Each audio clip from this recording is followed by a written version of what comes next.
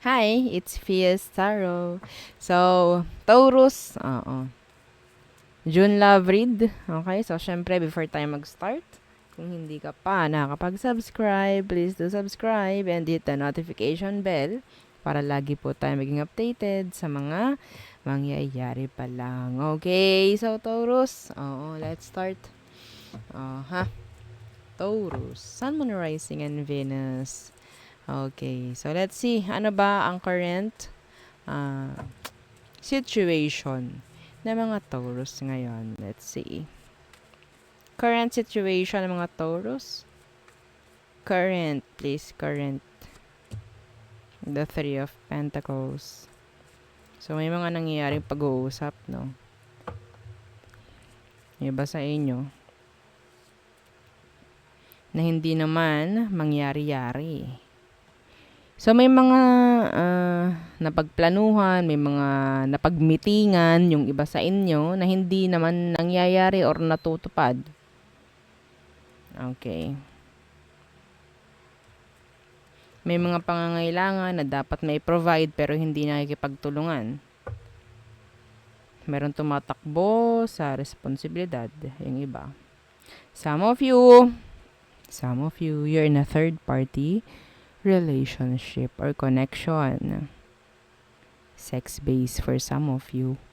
With a fire sign or earth sign. Sex base. Okay. Let's see. Specific po yun ha. Yung nakita nating pangalawa. Okay. So, anong meron sa person na to, Taurus? The Sun. Pwedeng Leo. Some of them pinanganak sa summertime. Mga ganyan. Okay? The Sun. Some of them may anak na. The Seven of Cups in reversed. Ito yung taong hindi ka iwan. Or ito yung taong hindi ka pwedeng iwan. Or hindi ka maiwan-iwanan. Okay?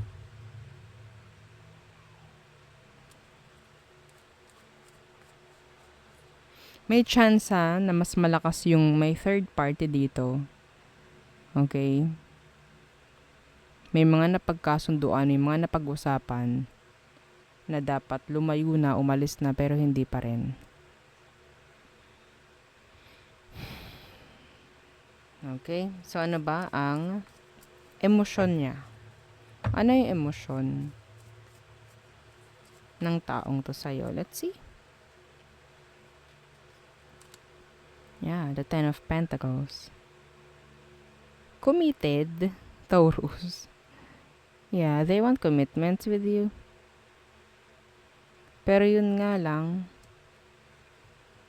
ang nakukuha ko, may third party dito. Ano tong Ten of Pentacles? What's with this Ten of Pentacles?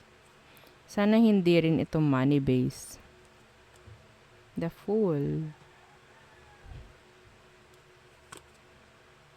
May takot itong taong ito. Na mawala ka. Sa kanya. Parang ang nakukuha ko rito, Taurus, is kabit. Yeah, third party. Third party mo. Kabit, chiwa mo. Mapababae, mapalalaki.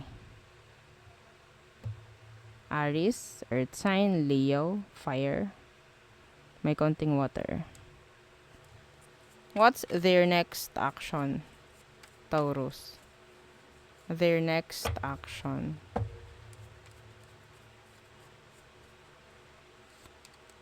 See, the Lovers. Yeah, they want connection with you.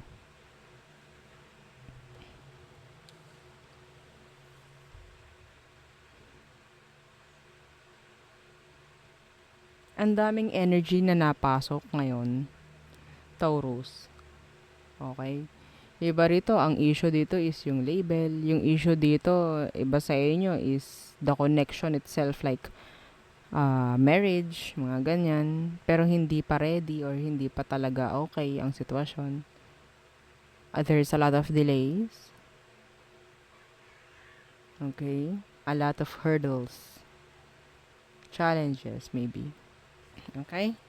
So, next action is the lovers. Why the lovers? Yeah, hindi nila kaya. Hindi sila pwede. Pwedeng third party to. Energy, yeah, they're trapped. Some of them tago. Nakatago ito. Specific ha, may anak to. Yeah, may anak po yung nakikita ko rito. And energy to ng babae. I'm sorry, pero this is so specific. Etong kabit na to, babae to. Yes, energy po ng babae. So, pwedeng yun nga, binabasahan ko rito is lalaki. Lalaking Taurus. Anyway, kung nagre-resonate naman kayo, okay lang naman. Okay? Pero kung hindi, yeah, maybe next time. Okay, next reading.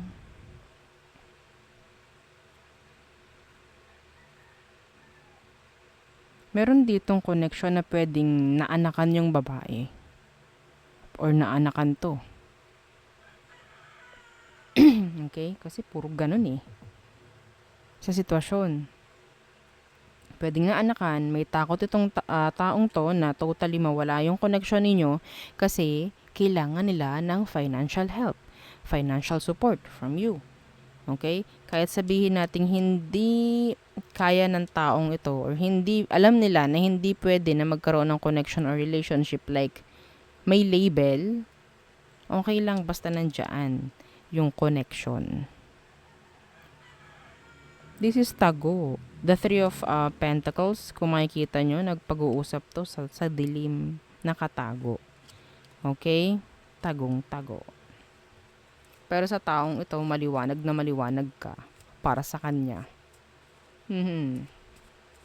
Okay, so anong outcome? Anong outcome? May chance na ito, some of them buntis. Anong outcome? The King of Wands.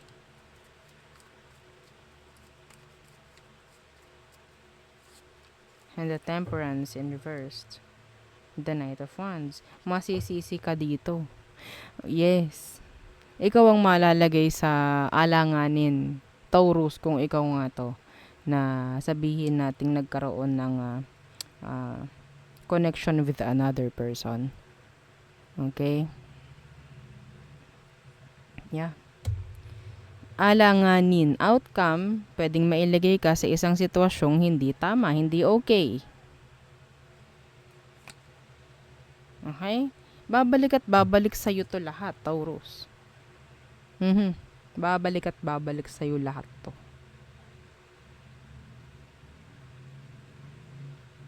So, I think kakaunti lang ang makaka-resonate dito. Nawa nga, wala eh. Okay, so, yeah. Hindi mo ito matatakbuhan dahil itong taong ito is attached na. Okay, or pwedeng pinagpatibay na rin ito na ito ng pwedeng anak if ever. Okay? So, yun. Responsibility na hindi mo pwedeng takbuhan.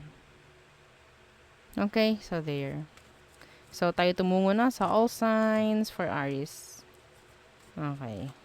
Aries through Pisces. Okay. Aries. Ooh. Immature. No plans. Some of them, they're too afraid.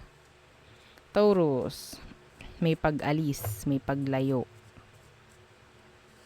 Gemini, there's no action, slow to no action coming from that Gemini. Cancer, they like you. They like you, they want you.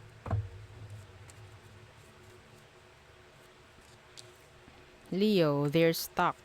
Ang dami nilang tanong pagdating sa'yo. Okay? Virgo, they're always thinking of you. Yeah, you're renting in their head. Oh, like rent-free. You're living in their head rent-free. Okay. Isip-isip yan. Some of them, pwedeng may separation dito, breakup with a Virgo. Libra. They're happy. Yes. Some of them may chance na andun yung ego at pride nung Libra na to. Kaya pwedeng hindi sila gumagawa ng action towards you. Scorpio. So may pagtatago or ayaw lang talagang malalaman mo kung anong meron sa kanya. There's lies. Okay, sadness. Ganyan. Some of you, they're mirroring you. Sagittarius. Okay, so may chance na talagang humahanga sa'yo itong Sagittarius na to. Okay? Some of them, they're healing. Or maybe you need to heal from the Sagittarius. Okay.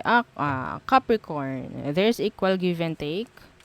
Some of them, they want another connection or another chance with you. Okay. So, Aquarius, there's a lot of delays. Yeah. Sex base for some of you. Okay. Pisces, it's a cycle with the Pisces. A lot of, it's like energy ng waiting game.